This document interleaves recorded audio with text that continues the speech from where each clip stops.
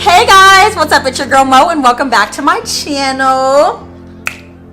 So today's video is going to be an update on the foundations that I reviewed here on my channel over the last couple of months. I think 3 of these foundations I did dedicated videos on, or maybe even 4. 3 or 4 of these foundations I'm going to talk about today I actually did like dedicated videos on, so I will link them all down below in case you just want to refer back and kind of see how I applied them and so on and so forth. And then the other couple I never did a review on, but I have worn them on my channel and I kind of mentioned them to you guys. So I'm just going to give you my updated thoughts on a bunch of foundations that I've talked about here on my channel recently. So if you guys are brand new to my channel, please make sure that you subscribe so that you don't miss any future uploads. And if you happen to like this video, make sure that you let me know by commenting down below, giving me a thumbs up. That way I know you want to keep seeing more videos like this, you know, in the future. So yeah, let's get into this, shall we?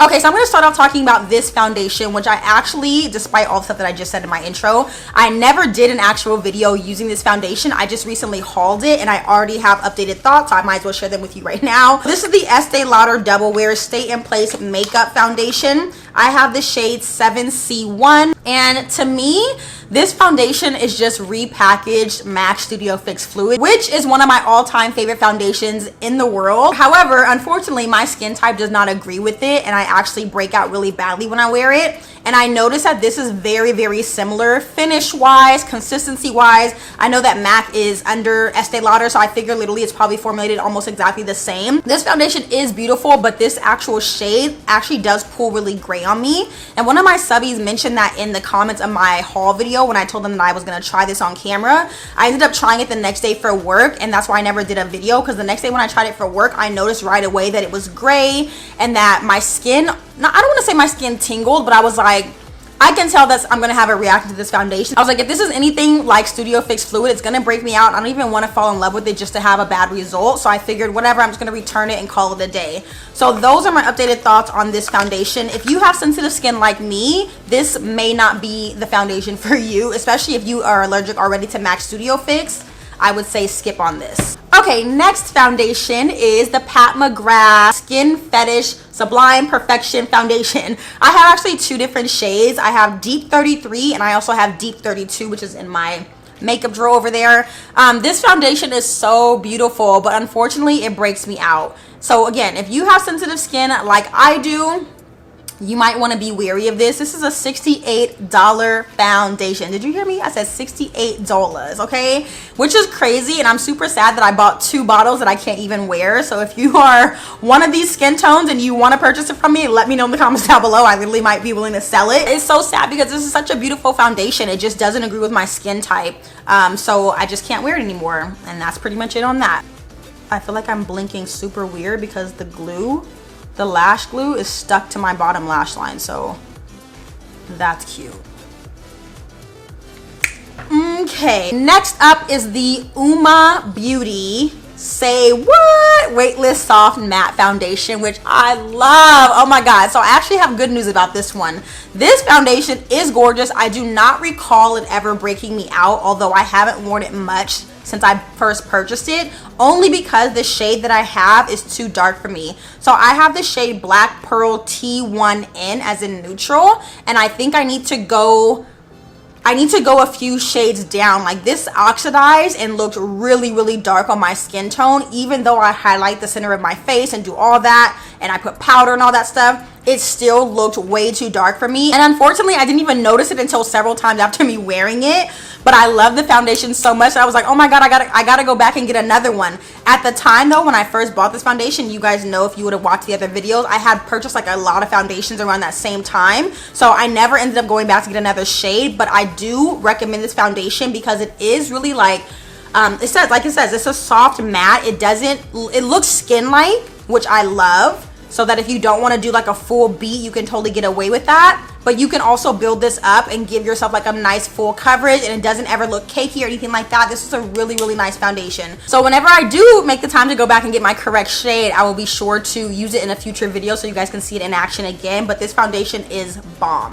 Okay, next foundation that I reviewed recently is the Anastasia Luminous foundation. I have the shade 510W, and I love this foundation. This foundation is actually really, really nice, but unfortunately once again. This is the common theme here, is like all the shades in these foundations are wrong for me. So I'm sorry if you guys ran out after you saw my initial videos and you got the same shade thinking it was going to be a perfect match. I'm sorry, but as I always try to mention in my videos, I am testing things out for the first time on camera. I have to kind of like, you know, make sure things look good in certain lighting, so like I come back and update you guys, and so that's what this video is all about. So this foundation shade is wrong for me. It's a little too light, and so what I've been meaning to do, and again I just haven't made time to do it. I don't know what the hell I've been doing with my life, because I literally have not been that busy. It's just like I forget.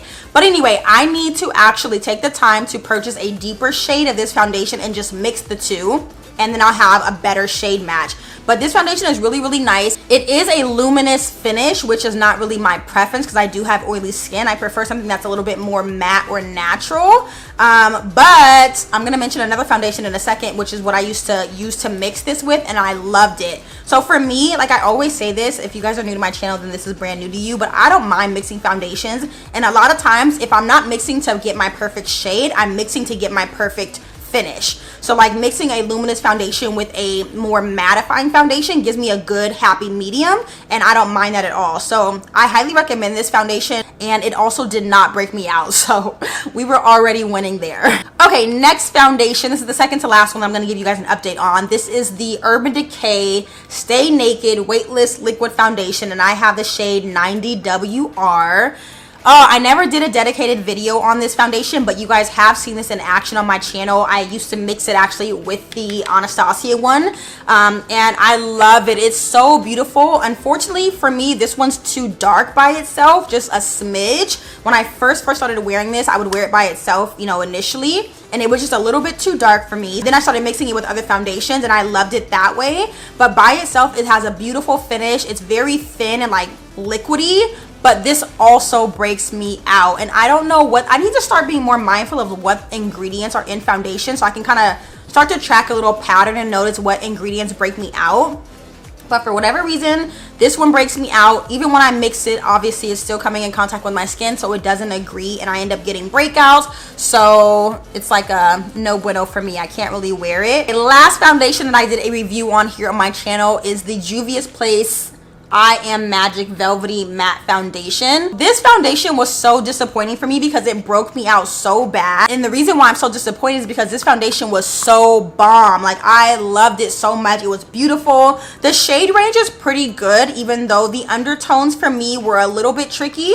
This shade that I have in particular is Kano 150, and the shade match was okay. It wasn't spot on, but I mean, I almost never find one bottle that matches me perfectly, so I wasn't really mad about that. And in the video, I remember myself like trying so hard to like find the word of how to describe this. When it was going on my skin, it just had this like slip to it that was super velvety, very creamy. Like one little pump of it was like all I needed for a full face, and it had the most beautiful finish.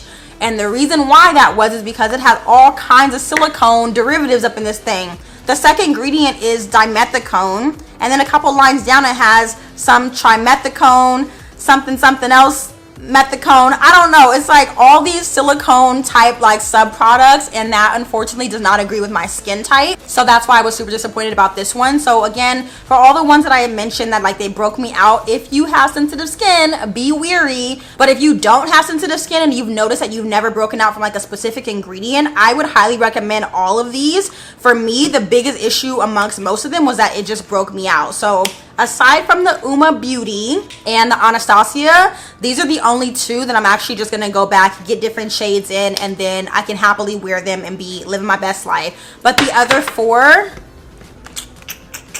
no bueno. So yeah, that was quick and easy. Hopefully this was helpful. I know I didn't get into all the nitty gritty about like the finish and blah blah blah, but if you guys want to just refer back to my original videos, you can see kind of my initial impressions and kind of like how I actually applied on my skin. I will have all that stuff linked for you guys down below. But like I said, don't forget to subscribe, give me a thumbs up if you like this video, comment down below, you know the drill. And also leave me a suggestion on what you want to see from me next. I already know you guys want to see a house tour, and I know you want to see a vanity tour. So besides those two, what other videos do you want to see from me next? Leave them down below in the comments, and I will see you guys really soon in my next video.